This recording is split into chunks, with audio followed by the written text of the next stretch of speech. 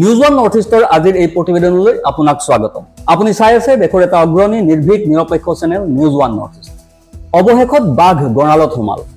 বিভিন্ন সময়ত বিভিন্ন ভাও লৈ সমাজত অতপালি কৰা শিৱসাগৰৰ ইউনুছ তামুলী নামৰ ধুৰন্ধৰটোৰ হাতত অৱশেষত পুলিচৰ হাত কেৰেৰা লাগিল। বাঘ হেনা খোলক, বান্দৰ হেনা খোলে, গৰু হেনা খোলে, ছাগলী হেনা খোলে, এইবিলাকক লৈ আমাৰ মাথা মাৰিবলৈ সময় নাই। এইবিলাক আমি সময় নষ্ট নকৰোঁ। কিন্তু এটা কথা স্পষ্ট যে সংগঠন খুলি মিয়াক সন্তুষ্ট কৰিবৰ কাৰণে আমাৰ অসমীয়া সত্তাটোক কোনোবাই অপমান কৰিব। সংগঠন খুলি মিয়াক সন্তুষ্ট কৰিবৰ কাৰণে আমাৰ বুৰঞ্জীৰ ওপৰত কোনোবাই অপমানসূচক মন্তব্য কৰিব। সংগঠন খুলি মিয়াক সন্তুষ্ট কৰিবৰ কাৰণে আমাৰ আৰাধ্য দেৱতা ৰাধা কৃষ্ণৰ ফটোখনৰ ওপৰত অশ্লীল মন্তব্য প্ৰদান কৰিব। এনেধৰণৰ অপশক্তিবিলাকৰ বিৰুদ্ধে জাতীয় সংগ্ৰামীয়ে অসমে থিয় দিব আৰু থিয় দি আহিছে। আৰু জাতীয় সংগ্ৰামীয়ে অসম শিৱসাগৰ জিলা সমিতি, ডিব্ৰুগড় জিলা সমিতিয়ে পৃথকে ইউনুছ তামুলীৰ বিৰুদ্ধে এজাহাৰ দাখিল কৰিছিলে আৰু তাৰ পৰিপ্ৰেক্ষিততে শিৱসাগৰ সদৰ থানাত ইতিমধ্যে ইউনুছ তামুলীক গ্ৰেপ্তাৰ কৰি ৰখোৱা হৈছে। গতিকে ইউনুছ তামুলীৰ ওপৰত কঠোৰতকৈ কঠোৰ ব্যৱস্থা গ্ৰহণ কৰিবৰ কাৰণে আমি অসম আৰক্ষীৰ দাবী উত্থাপন কৰিছোঁ।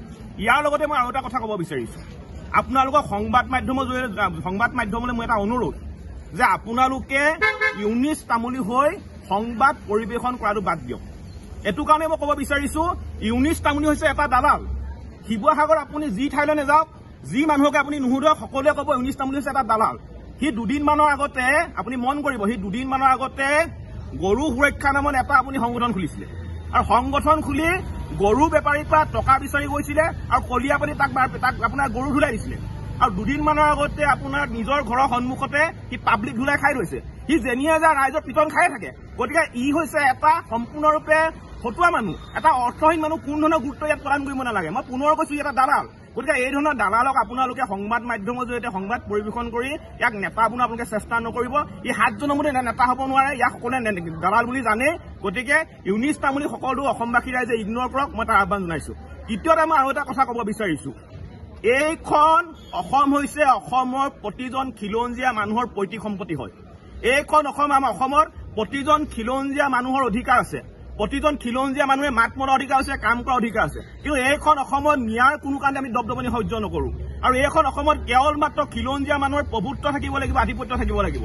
আৰু মিয়াৰ হৈ যিসকলে ওকালতি কৰিবলৈ আৰম্ভ কৰিব, মিয়াৰ আপোনাৰ পক্ষত থাকি যিসকলে অসমীয়া সত্তাটোক অপমান কৰিবলৈ আৰম্ভ কৰিব, তেনেধৰণৰ ব্যক্তিৰ বিৰুদ্ধে জাতীয় সংগ্ৰামী সেনা অসমে কঠোৰতকৈ কঠোৰ ব্যৱস্থা গ্ৰহণ কৰিব।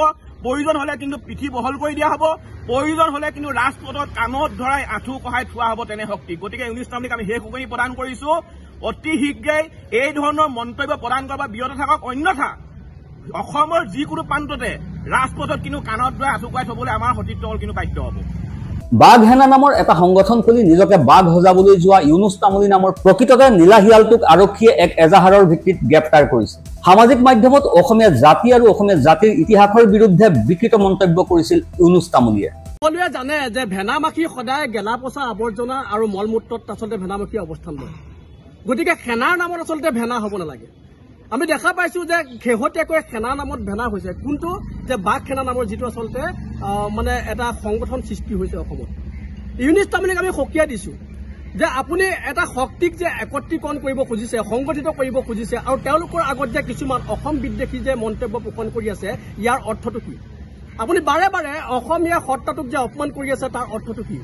আপুনি যে বাৰে বাৰে অসমীয়া জাতিৰ যি আচলতে বুৰঞ্জী আছে, বুৰঞ্জীখনক অপমান কৰিব খোজে, অসমীয়া জাতিৰ আৱেগক লৈ আপুনি খেলিব খোজে, অসমৰ হিন্দু ধৰ্মটোক লৈ আপুনি আচলতে অপমান কৰিব খোজে, এইবিলাকৰ অৰ্থ কি? এইবিলাকৰ অৰ্থ এটাই যে আপুনি অসমত সাম্প্ৰদায়িক সংঘৰ্ষ সৃষ্টি কৰিব খুজিছে, আপুনি অসমত গোষ্ঠীগত সংঘৰ্ষ সৃষ্টি কৰিব খুজিছে, আৰু আপুনি অসমত আচলতে ধৰ্মীয় সংঘাতৰ সৃষ্টি কৰিব খুজিছে। এই কথাবিলাক অনুসূচিত জাতি ছাত্ৰ সন্থাই কেতিয়াও গ্ৰহণ কৰিব নোৱাৰো। আৰু এটা কথা স্পষ্ট কৰি কওঁ যে ইউনুছ তামুলীয়ে হওক লাগিলে, বাঘ সেনাই হওক লাগিলে, কুকুৰ সেনাই হওক লাগিলে, শিয়াল সেনাই হওক, যিকোনো আচলতে অসম বিদ্বেষী শক্তি যদি সংগঠিত হয়, তাৰ বিৰুদ্ধে কিন্তু মাৰ বান্ধি থিয় হ'বলৈ অসমীয়াই জানে।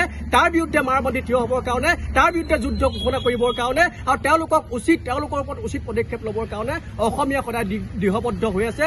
ইতিহাস আছে অসমীয়া জাতিটোৰ। গতিকে অসমীয়া জাতিটোৰ লগত খেলা কৰা মানে জুইৰ লগত খেলা কৰা।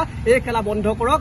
আপোনাৰ বৰ্তমান সময়ত আচলতে পুলিচ প্ৰশাসনে আপোনাক আটক কৰি যেনেদৰে আচলতে জেল হাজতলৈ প্ৰেৰণ কৰা এক ব্যৱস্থা গ্ৰহণ কৰিব বুলি আমি আশা কৰিছো।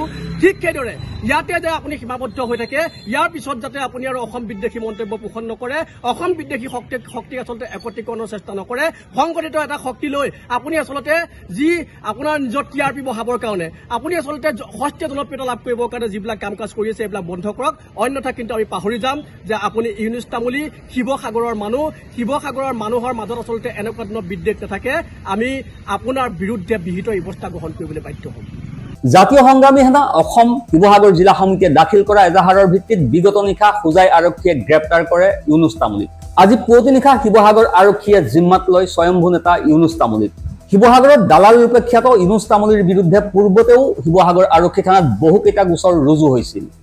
যিখিনি মিয়াই অসম আৰু অসমীয়াৰ প্ৰতি ভাবুকি সৃষ্টি কৰি আহিছে, যিখিনি মিয়াই আমাৰ অসমীয়া বাই ভনীৰ শ্লীলতা হানি কৰিছে, যিখিনি মিয়াই আচলতে অসমৰ মুখ্যমন্ত্ৰীজনক অপমান কৰিছে, সেই মিয়াৰ পক্ষ লৈছে আজি ইউনুছ তামুলীয়ে। আমি বাৰম্বাৰ এটা কথা কৈ আছো যে এইখন শিৱসাগৰ হয়, এইখন শংকৰ আজানৰ ঠাই হয়। গতিকে ইয়াত বছৰ বছৰ ধৰি হিন্দু মুছলমান সকলোৱে ভাতৃত্ববোধেৰে আচলতে জীয়াই আছে, ভাতৃত্ববোধৰ এনাজৰীডাল লৈ আচলতে জীয়াই আছে। সেই ভাতৃত্ববোধৰ এনাজৰীডাল থানবান কৰিবলৈ লোৱা এই যিজন বিতৰ্কিত আচলতে মিয়া প্ৰেমী ইউনুছ তামুলী, তেওঁক আমি বাৰম্বাৰ সকিয়নি প্ৰদান কৰাৰ পাছতো আচলতে তেখেতে চৰম সীমা অতিক্ৰম কৰি শিৱসাগৰৰ দল সংগঠনক কোনোবা দিনা আচলতে অপমান কৰিব, কোনোবা দিনা শিৱসাগৰৰ বা অসমৰ যিখন বুৰঞ্জী আছে সেই বুৰঞ্জীৰ প্ৰণেতাসকলক আচলতে কোনোবা দিনা তেওঁ অপমান কৰিব। তাৰ পাছতো আচলতে তেখেতৰ কাণ্ড জ্ঞানহীন নাই। গতিকে আমি জাতীয় সংগ্ৰামী সেনা অসমে তেখেতৰ ওপৰত ইতিমধ্যে এজাহাৰ দাখিল কৰিছিলো। ইয়াৰ পাছত শিৱসাগৰ আৰক্ষীয়ে আচলতে এই বাঘৰূপী যিটো শিয়াল আছে তেখেতক শিৱসাগৰ আৰক্ষীৰ লগতে অসম আৰক্ষীয়ে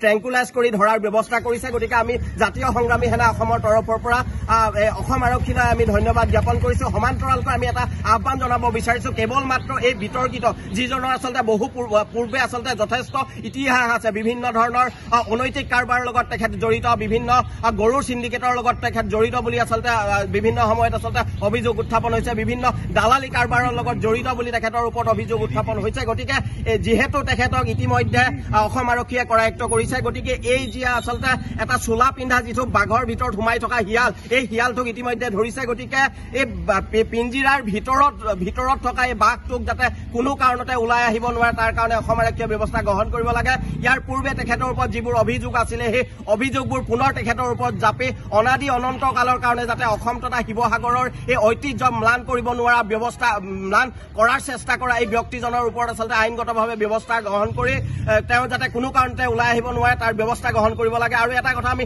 জাতীয় সংগ্ৰামী সেনা অসমৰ তৰফৰ পৰা আপোনালোকৰ জৰিয়তে এটা কথা বাৰ্তা দিব বিচাৰিছো যে কেৱল ইউনুছ তামুলী বুলিয়ে নহয়, অসম আৰু অসমীয়াৰ প্ৰতি ভাবুকিৰ সৃষ্টি কৰিব পৰা ইউনুছ তামুলীৰ দৰে 100টা মানুহ যদিও আহে, আমি শিৱসাগৰৰ ৰাজপথত আচলতে আঁঠু কঢ়াই তেখেতক গুৰুলকে প্ৰহাৰ কৰাৰ ব্যৱস্থা গ্ৰহণ কৰিম। গতিকে সকলো পক্ষকে আমি আহ্বান জনাইছো, ইউনুছ তামুলীৰ দৰে এনেকুৱা বিতৰ্কিত মন্তব্য কৰা বা সমাজত বিশৃংখল সৃষ্টি কৰিব পৰা কোনো ব্যক্তিক যাতে কোনো মানুহে প্ৰশ্ৰয় নিদিয়ে তাৰ কাৰণে আমি জাতীয় সংগ্ৰামী সেনা অসমৰ তৰফৰ পৰা আপোনালোকৰ জৰিয়তে আহ্বান জনাইছো।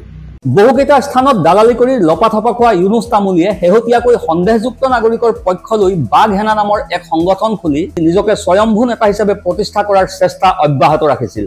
পূৰ্বতেও গো সুৰক্ষা সমিতি নামৰ এক সংগঠন খুলি দালাল ইউনুছ তামুলীয়ে গো চিণ্ডিকেটৰ সৈতে জড়িত হৈ যোৰহাট জিলাৰ কলিয়াপানী বজাৰত লপাথপা খাইছিল। আমি শিৱসাগৰ আৰক্ষী বিভাগক আমি ধন্যবাদ জ্ঞাপন কৰিছো। আচলতে এনেকুৱা কাল্পিতক গ্ৰেপ্তাৰ কৰাৰ বাবে আমি আচলতে প্ৰথমে শিৱসাগৰ জিলা আৰক্ষী অধীক্ষক তথা শিৱসাগৰ জিলা প্ৰশাসন আমি আহোম সেনাৰ তৰফৰ পৰা ধন্যবাদ জ্ঞাপন কৰিছো।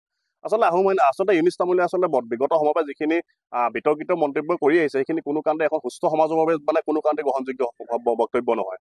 তেওঁ আচলতে মিয়াৰ সপক্ষে মিয়াৰ দালালি কৰি মিয়াক সুৰক্ষা বেখন দিবলৈ গৈ আচলতে অসমীয়া জাতিৰ বিৰুদ্ধে তেওঁ যি কাম কৰিছে সেইটো আচলতে দেশদ্ৰোহী এটা কাম বুলি আমি বিবেচনা কৰিবলৈ বাধ্য হৈছো। আমি সেইকাৰণে আমি স্পষ্টকৈ ইউনুছ তামুলীক বিগত সময়তো জনাই আহিছিলো যে আচলতে খিলঞ্জীয়াৰ পক্ষত থাকি কাম কৰ, খিলঞ্জীয়াৰ সপক্ষে থাকি কাম, কিন্তু এনেকুৱা মিয়াৰ দালালি কৰি মিয়াক ৰক্ষণাবেক্ষণ দিবলৈ গৈ আচলতে তেওঁ যিখিনি কাম কৰিছে কিন্তু কোনো কাৰণতে গ্ৰহণযোগ্য নহয় তেওঁ বিগত সময়ত কৈ আহিছিলো। আৰু আমি এইখিনি ক্ষেত্ৰৰ পৰা আঁতৰি আহিবলৈ কৈছো, কিন্তু কোনো কাৰণতে নুশুনি পুনৰ তেওঁ আচলতে বিতৰ্কিত মন্তব্য দিয়ে অসমীয়া জাতি হত্যাটোক আচলতে তেওঁ যি নিজ মানসিকতাৰে চালে সেইটো কোনো কাৰণতে গ্ৰহণযোগ্য নহয়। আচলতে তেওঁ খিলঞ্জীয়া শব্দক তেওঁ যেতিয়া উপলুঙা কৰিবলৈ ল'লে, মিয়া হলেও যেতিয়া অসমত থাকিব পাৰিব তেওঁ যি বক্তব্য প্ৰদান কৰিলে কিন্তু কোনো কাৰণতে গ্ৰহণযোগ্য নহয়। সেইকাৰণে আচলতে আমি এজাহাৰ দাখিল কৰিছিলো শিৱসাগৰ সদৰ থানাত, আৰু শিৱসাগৰ সদৰ থানাৰ আৰক্ষী আচলতে যি পদক্ষেপ বৰ্তমান আমাৰ গ্ৰহণ কৰিলে তাৰ বাবে আমি ধন্যবাদ জ্ঞাপন কৰিছো। আচলতে ইউনুছ তামুলী এনেজন ব্যক্তি, তেওঁ আচলতে গৰু চোৰৰ লগত জড়িত।